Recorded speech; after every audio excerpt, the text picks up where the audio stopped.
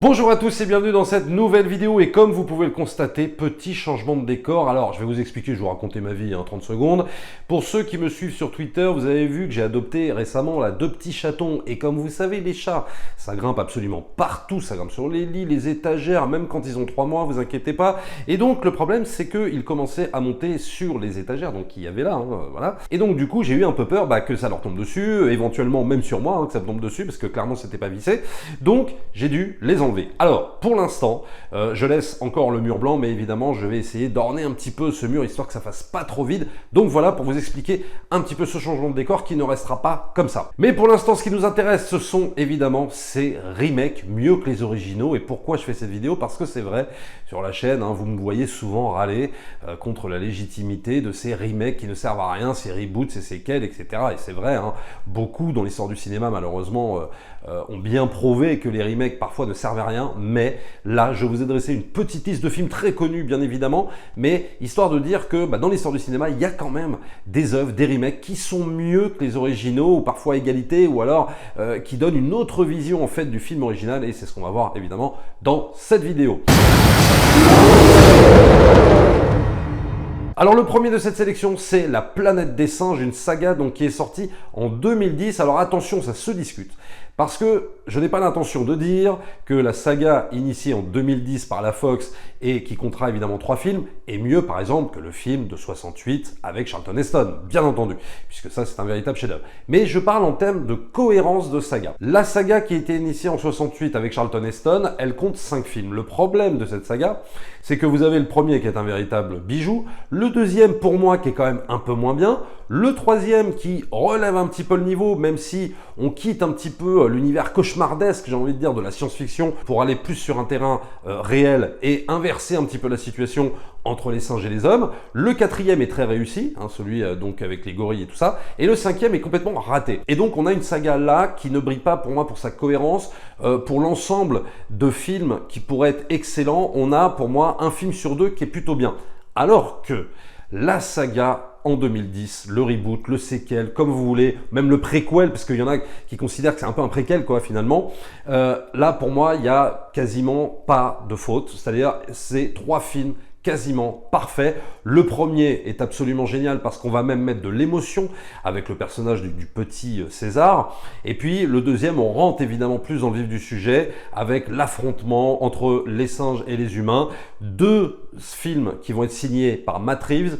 Et là vraiment Matt Reeves il met le niveau très très haut par rapport à cette fameuse saga. Et donc ce qui me fait dire que ces remakes, pour moi, parce que moi je les qualifierais plus de remakes, ces remakes sont vraiment mieux que l'ensemble de la saga qui a commencé en 68. On a de très grands films si tu veux, mais pour moi voilà, comme je disais, c'est un peu un film sur 2 qui est bien, alors que là, pour moi, cette trilogie, je peux la regarder vraiment d'un coup et me faire ces 3 épisodes d'une cohérence totale, alors que pour moi, l'autre manque vraiment de cohérence et surtout de qualité, quoi. C'est-à-dire qu'elle se suit, bien évidemment, elle se suit sans problème, mais voilà, le problème c'est que c'est trop entaché par des choix discutables de mise en scène, des choix discutables scénaristiques, alors que pour moi, l'autre saga, c'est difficile quoi de pouvoir la remettre en question. Et puis surtout, c'est une saga qui va introduire, si tu veux, le personnage de César. Et ce personnage de César, on va s'en souvenir, alors que quelque part, c'est un personnage qu'on connaissait plus ou moins dans la saga d'origine. Et le tour de force de cette nouvelle saga, c'est d'arriver à nous faire croire qu'en fait c'est un nouveau personnage, et c'est un personnage pour moi qui va compter en fait dans le paysage hollywoodien, quoi, dans le cinéma américain, parce que psychologiquement c'est un personnage qui marche très bien, son arc narratif est fabuleux, voilà, il y a tout qui fonctionne dans cette saga, réalisation, scénario, effets spéciaux, performance capture, motion capture et tout ça, c'est vraiment fabuleux. Donc voilà pour mon premier exemple sur La Planète des Singes. Et surtout à ne pas confondre bien évidemment avec l'horrible remake pour le coup de Tim Burton, je crois dans les années 2000, là vraiment pour moi quasi irregardable, il y a quelques trucs bien, mais très franchement là je sais pas ce qui lui est passé par la tête, pour moi c'est complètement raté, à part la fin que j'aime bien, allez, mais sinon il n'y a rien, pour moi il n'y a rien qui va dans ce film, et autant tout de suite passer à la fameuse trilogie La Planète des Singes en 2010.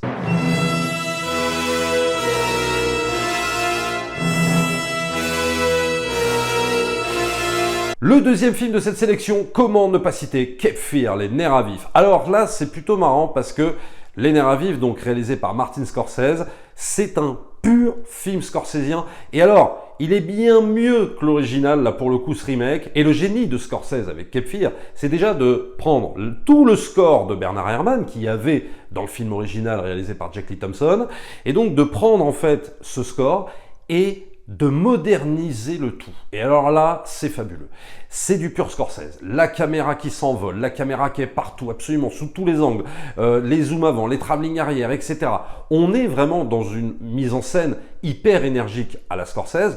On a aussi évidemment l'incarnation de Max Cady par Robert De Niro, qui là, s'en donne à cœur joie, hein, disons-le. Bon, c'est vrai que c'est l'alter ego de Scorsese, Robert De Niro, mais là, vraiment, on a vraiment l'impression d'une totale complicité entre les deux hommes. Et si on le compare avec Les Nerfs à vif de 1962, je crois, Jack Lee Thompson, Robert Mitchum, Gregory Peck de l'autre côté. Le problème de Robert Mitchum, je vais vous même peut-être un peu choquer, mais je trouve qu'il n'est vraiment pas excellent en fait dans Les Nerfs à vif.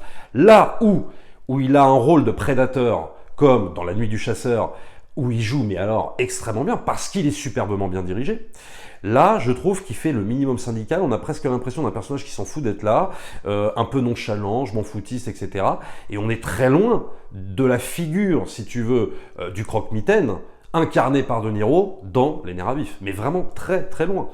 Parce que là, De Niro, quand il incarne Max Cady, t'as vraiment peur. T'as peur de le voir apparaître dans une scène. Je veux dire, la scène entre lui et Juliette Lewis, elle est juste archi flippante, elle est malaisante, elle est tout ce que tu veux.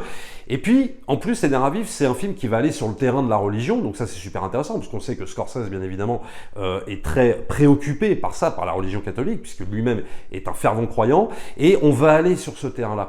Et il va vraiment aborder tous les thèmes de la sexualité de cette gamine. On va aborder énormément de choses dans Les Nerfs à vif, la destruction d'un couple, etc. Un couple en crise.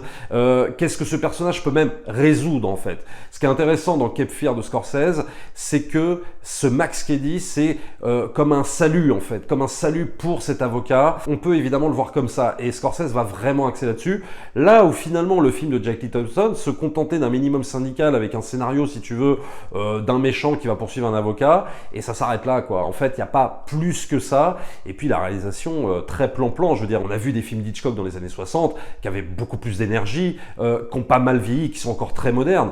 Là, c'est vraiment le film ancré dans son époque et qui, pour moi, ne fonctionne pas vraiment. Donc, si vous n'avez pas vu Les Nerfs à vif, vous pouvez regarder les deux versions. Moi, évidemment, je vous conseille tout de suite celle de Scorsese. Nick Nolte, évidemment, impeccable dans le rôle de l'avocat. Juliette Lewis, Jessica Lange et tout ça, vous allez vous régaler. Et puis ensuite, vous pouvez vous amuser à le comparer avec celui des années 60. Et vous allez voir, c'est pas évident à aborder celui des années 60. Vous allez plutôt, à mon avis, plutôt vous ennuyer. Alors là, je passe rapidement sur Scarface, bien évidemment. Remake absolument génial. Est-ce qu'il est mieux que l'original ? Pour moi, oui, mais je pense là vraiment que c'est totalement subjectif parce que c'est une question d'époque. Celui de 1932 de Howard Hawks, il est totalement ancré dans son époque. On a presque le témoignage de comment ça se passait aux États-Unis en 1930, quoi, avec celui de Howard Hawks. Donc à ce niveau-là, c'est quand même assez fabuleux et c'est quand même un film super bien rythmé. Paul Meunier est incroyable. Après, je crois qu'il y a vraiment une question de différence d'époque. Moi, évidemment, celui avec Al Pacino de Brian De Palma va beaucoup plus me toucher, va beaucoup plus me happer, en fait, l'univers, la façon dont Al Pacino va composer Tony Montana. Bon, c'est juste exceptionnel, c'est un film culte, évidemment, mais je pense aussi quand même que le film de Howard Hawks n'est vraiment pas à bouder, il est à voir, il est très intéressant. Pour ceux qui s'intéressent un petit peu à l'histoire du cinéma, il faut absolument voir ce film. Mais pour moi, ma préférence ira évidemment vers le Scarface des années 80, celui de De Palma, sans hésiter.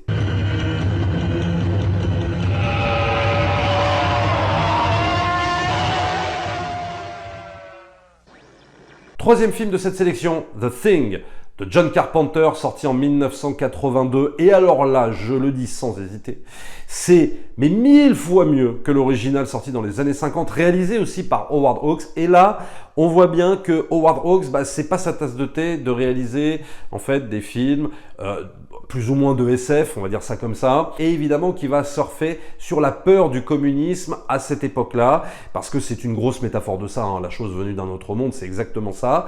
Et sauf que Carpenter, quand il va s'emparer de ce matériel, il va se débarrasser évidemment de tout ça, et il va vraiment se centrer sur l'action, la psychologie des personnages, la terreur, l'épouvante, l'horreur. Il va prendre tout ça et il va donner The Thing, il va faire un mélange en fait de plusieurs genres, et alors ça marche du tonnerre. Là où le film des années 50, c'est beaucoup de blabla, beaucoup de bavardage, on s'ennuie, La fameuse chose, on va pas l'avoir beaucoup, et alors quand on la voit, bah, c'est pas terrible, quoi, ça a vraiment extrêmement vieilli.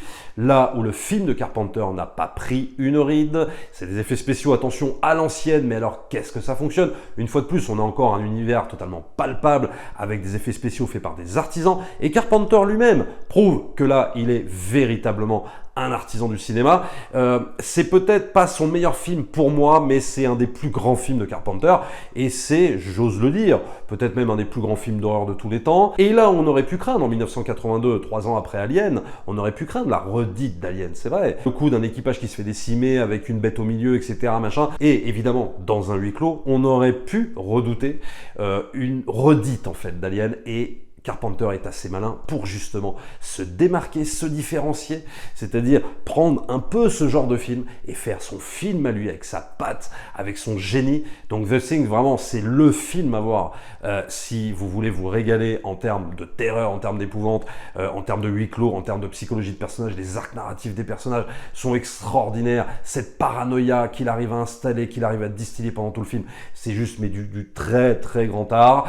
Et à l'époque, il faut bien le dire, Carpenter va être extrêmement touché, va être extrêmement bouleversé par le bide que va faire le film, puisqu'il sort en 1982, et pour ceux qui ne savent pas, en 1982 aux États-Unis, pendant l'été en fait 1982, on a que des films cultes qui sortent. Alors, ça ne veut pas dire que tous les films marchent, attention, parce que évidemment celui qui va sortir du lot, c'est E.T., mais on a que des films cultes, on a Blade Runner, on a Rocky, on a Mad Max, on a The Thing, et du coup, il y a eu tellement de choses que les gens ne savent plus où donner de la tête, et du coup, c'est E.T. qui va ressortir, bien sûr, et The Thing va en pâtir par rapport au box-office, ne va pas marcher, et heureusement, au fur et à mesure des années, ce film a gagné, évidemment, ses lettres de noblesse, il a gagné clairement son statut mérité de chef-d'œuvre, de film culte, bien sûr. Donc, The Thing, préférez vraiment The Thing, la version de Carpenter à l'original, tournée par Howard Hawks. Alors je vais passer rapidement sur 3 films avant d'aborder le 4e. Le King Kong de Peter Jackson versus celui de 76 que j'avais fait une vidéo, je vous mettrai le lien. Évidemment que je préfère celui de Peter Jackson. Je passe également sur La Mouche. Alors La Mouche de David Cronenberg, je peux pas trop en parler, puisque évidemment j'adore ce film, mais je n'ai pas vu La Mouche Noire avec Vincent Price. Et oui.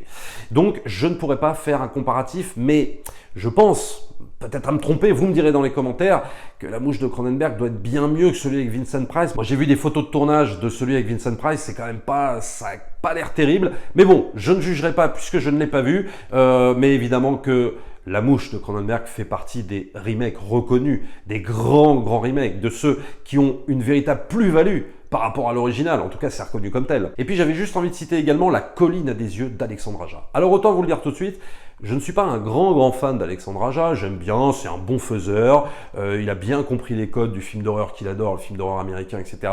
Et moi je suis pas tout le temps fan de ce qu'il fait, mais par contre La Colline à des yeux, alors là, mais c'est du grand art.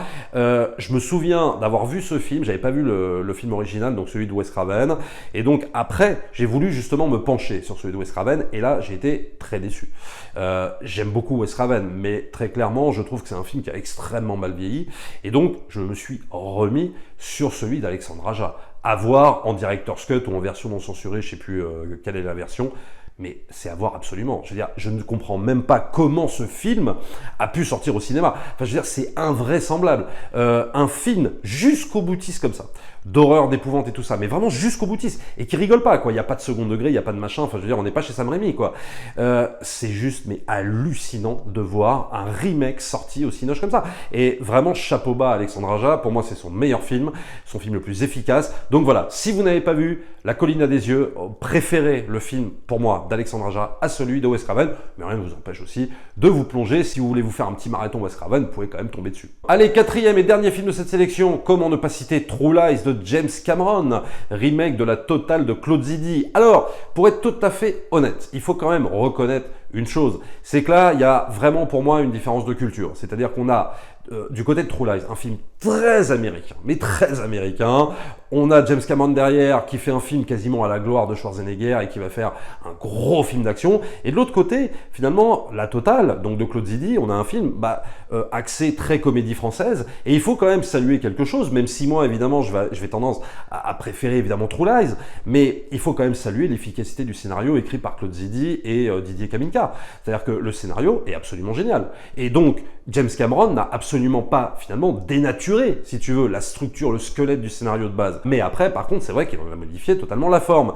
Mais il faut quand même reconnaître la qualité, si tu veux, la qualité d'écriture de ce scénario qui est absolument génial. Il fallait la trouver, cette idée. Et donc, James Cameron, lui, évidemment, va sublimer tout ça, il va en faire un gros film d'action. C'est vrai qu'à l'époque, on s'en prend plein la gueule. Alors oui, on avait vu Terminator, on avait vu tout ça, mais c'est vrai que là, on a un film d'action, pour le coup, qui est très bien rythmé, bien découpé, bien filmé, qui va à 200 à l'heure, et on a l'efficacité, si tu veux, de la démesure d'un James Cameron qui va, là, pour le coup, pas signer son meilleur film, disons-le clairement, mais c'est pas un mauvais film, quoi, True Lies. C'est vraiment un très bon film d'action. Ça marche à chaque fois que tu le vois. C'est même pas un film qui a vieilli, c'est un film qui marche encore. C'est peut-être, voilà, dans le haut du panier dans la carrière de Schwarzenegger par rapport à toutes les films mineurs, si tu veux, en termes d'action qu'il a fait, parce qu'il a fait quand même des conneries, des trucs un peu plaisir coupable, si tu veux, Commando et tout ça. Mais là, on est vraiment dans du bon film d'action. Efficace, bien écrit, bien dirigé, bien joué. Mais voilà, je le redis, on est quand même, pour moi, dans une différence de culture. Même si, oui, beaucoup de gens vont préférer True Lies, bien sûr. Mais voilà, les deux films sont pas pareils. Et au moins, ce qui est bien, c'est que ce True Lies ne peut pas rentrer, tu sais, dans les précédentes vidéos que j'avais fait, des mauvais remakes américains de films français.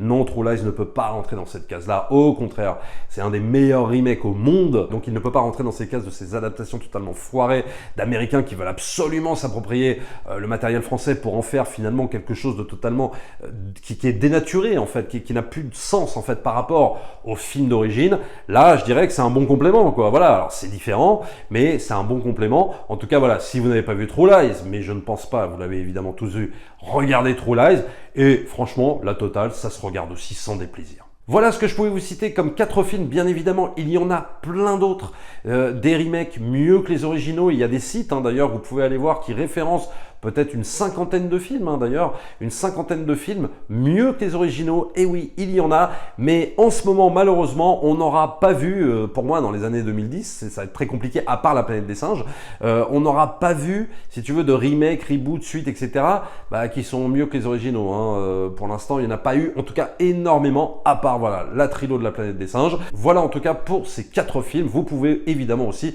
en rajouter dans les commentaires. Abonnez-vous à la chaîne, likez, partagez bien sûr comme d'habitude, et nous on se retrouve très vite pour une prochaine vidéo. Ciao!